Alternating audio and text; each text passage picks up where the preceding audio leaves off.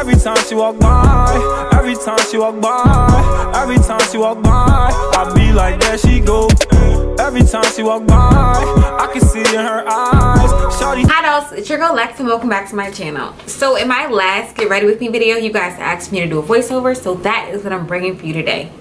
I kind of twisted it though, because even though I am getting ready for work, or was getting ready for work in this video, I try to incorporate a lot of products that I've been loving lately, because I know it's been a while since I've done a favorites video. I have so many videos to get out for you guys, and I know I'm not real. I always think I'm gonna be on a consistent schedule, and then life just happens. But I promise you, my schedule is a little bit calmer now, so I have a lot of great content coming out for you guys. If you haven't already, go ahead and hit that subscribe button down there. I will do like a chit chat ready with me soon, just to kind of bring you guys up to date on what's been going on with me. But I have to go to work, so if you want to see how I got this look, go ahead and keep on watching. Hi babies, and welcome back. So to start, of course, I'm doing my brows first. I've been loving a really full brow, so I'm going to use the Benefit Precisely My Brow Pencil. I believe I'm in the color number 4. And I'm using this to fill in the sparse areas of my brows. And I'm going to take this Ruby Kisses concealer and clean them up with the brush that comes with the concealer. I'm going to make sure that I link all of the products that I use down below, because I did film this video a little bit of time ago, just to make sure that you all can follow along. Next, I'm going to be priming my eyes with the NYX Jumbo Pencil in Milk. This isn't my favorite primer, but it worked for today. It was really patchy, and I took a lot more work to blend out the colors, but you know, whatevs. I'm going into the Anastasia Artist Palette, and I'm taking the color Fresh. This was my favorite yellow. I did get the Juvia's Place palette, and I think I like that one a little bit more, but I will have a video comparing the two on my channel soon, so be on the lookout for that. But I'm using a fluffy blending brush, and I'm just applying that all over the upper crease area. And I'm taking this orange from the Kat Von D, I think it's the Remix, La Vida Loca Remix palette, whatever that palette was. And I'm using a more precise blending brush, and I'm popping that right underneath the yellow. Y'all, my technique has gotten so much better, and I can't wait till you guys see the new videos I have coming up. But just know, it's some fire on the way. To deepen up that orange, I'm going with this more red-based orange from the Morphe 35OM palette. I'm using an even smaller detail blending brush and placing that literally like smack dab in the crease where my eye folds. I really wanted a nice gradient effect, because initially I didn't know what I was going to do for this look, but I was feeling the whole glam goth vibes. I just seen a pic from Riri herself, so I wanted something really colorful but still, you know, dark. To make sure everything is nice and blended, I'm going back into that second blending brush that we used to make sure there are no harsh lines. Again, it was really hard to blend the colors using this base, but I made it work, you know.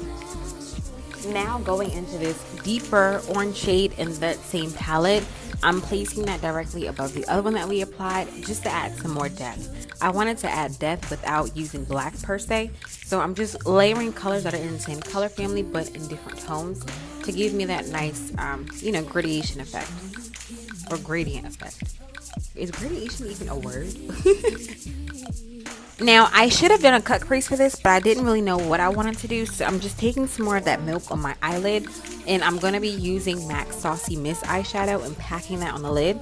This is probably one of my favorite eyeshadow, blush, whatever the hell you want to call it, from MAC. Now, they don't necessarily recommend that you use it for the eye because it is a blush and because of the pigment in it, but I've never had any issues from it, and it's such a vibrant, like neon purple pink. Like, I haven't come across anything quite like it yet.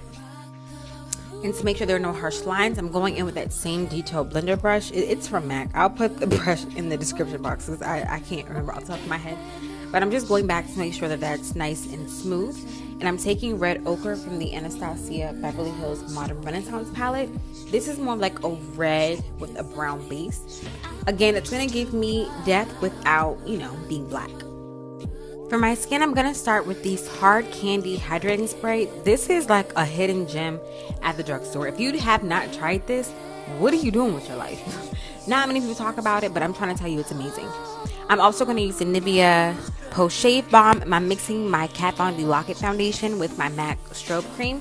I found that this gave me the coverage I was looking for because I wanted a really flawless base for this look, but it still kept me from looking too matte and too dry, because it tends to happen sometimes with the Kat Von D foundation. I always have to mix it. I've never been able to just use it by itself because of the shade and because of the texture that it gives me on my skin once it dries. Now I'm going into a little bit of liner detail. I'm using the NYX white liquid liner. This is not my favorite. I will put that out right now. It does crack if you put too much on. Well, actually, it doesn't even matter if you put too much on. It just cracks. But it's affordable and it got the job done. And I'm layering that with this Wet n Wild eyeliner. I think this is their felt tip liner. I could be wrong, don't quote me. To highlight today, I'm going to be mixing two of my Kat Von D Lock It Cream concealers. I believe I used the shades 39 and 29. Don't quote me. Like I said, everything will be down in the description box below. But I'm just patting that in with a e.l.f. Flawless Concealer brush. I'm using that same brush to set my under eye area. I believe I used the Cover FX Translucent Powder in Deep. I could be wrong, don't quote me. I'm sorry, guys. But that one has been one that I've been loving as well as the Laura Mercier and the new Maybelline loose powders. But I have an upcoming video on my favorite drugstore setting powders, primers, and some more goodies. So if you have any suggestions that you want to see from the drugstore, let me know down below. I decided I wanted to do the most in cream contour, so I used a little bit of a deeper foundation shade just to carve out my cheekbones, and then I'm going over everything with that Cover FX Translucent Powder in Deep. To carve my cheekbones, I'm using the Black Radiance contour kit. This right here. It's so good for how much you pay. Like, the powder formula is so buttery and smooth, and I would expect nothing less because I really like their pressed powder foundations for contouring and just the skin in general. Black Radiance is heavily slept on. Don't do it. For my lips, I'm taking the Lime Crime liquid lipstick in the shade Black Velvet. I know there's a lot of controversy on Lime Crime, I know, but I really love their products. I've never had a bad reaction, so, you know, to each his own. But I'm making sure I'm precise with that because I did not line. And you really don't need to with this formula, because when I tell you it does not move, it literally does not move. I can go all day without having to touch up my lipstick whenever I wear their products. To clean up my under contour, I'm mixing the yellow shade from that contour kit with the Black Radiance Pressed Powder and Butterscotch. I found that this combination gives me that nice, clean, and precise contour without being too light. Because sometimes it can look a little off-putting, but this is my favorite combination that I found for my complexion. I'm going to finish that off with a little bit of the Urban Decay De-Slick. And I'm going to go right into my highlight. I'm using the Anastasia Beverly Hills and Nicole Guerrero collaboration palette. And I'm going in with that Saucy Mist again, just for a little bit of color on the cheek. Like I said, this is a blush, but it can be used as an eyeshadow as well. I'm popping a little bit of that orange shade just to give me a nice wraparound of color. And that is it. You made it to the end. Thank you guys so much for watching. As always, I love you guys so much. Your support means the world to me. I love you, and I'll see you in the next video. Bye.